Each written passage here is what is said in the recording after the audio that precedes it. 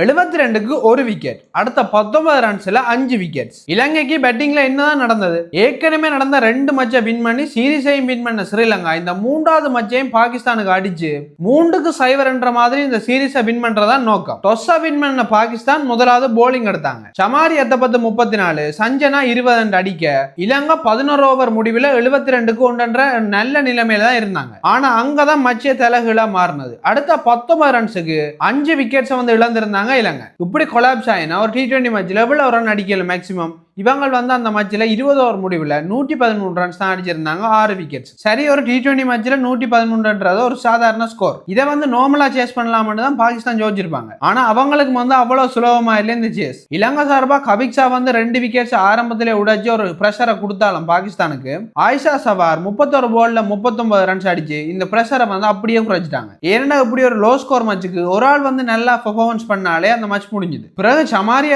வந்து ஒரு 2 விக்கெட்ஸ் எடுத்து ஒரு சர்ப்ரைஸ் கொடுத்தாலும் ஏற்கனவே மேட்ச் முடிஞ்சுது. பாகிஸ்தான் 18.2 ஓவர்ல 115 ரன்ஸ் எடுத்து 4 விக்கெட்ஸால வின் பண்ணிருந்தாங்க இந்த மேட்சை. இலங்கை உண்மையா இந்த மேட்சை தோக்குறது காரணம் இலங்கை மிடில் ஓடுறா இல்லாட்டி வேற எதுவும் பிரச்சனை உங்களுக்கு தெரிஞ்சா வந்து கமெண்ட்ல போடுங்க. இதே மாதிரியான கிரிக்கெட் அப்டேட்டுக்கு கிரிக்கெட் பேஜை வந்து ஃபாலோ பண்ணி வச்சுக்கொள்ளுங்க.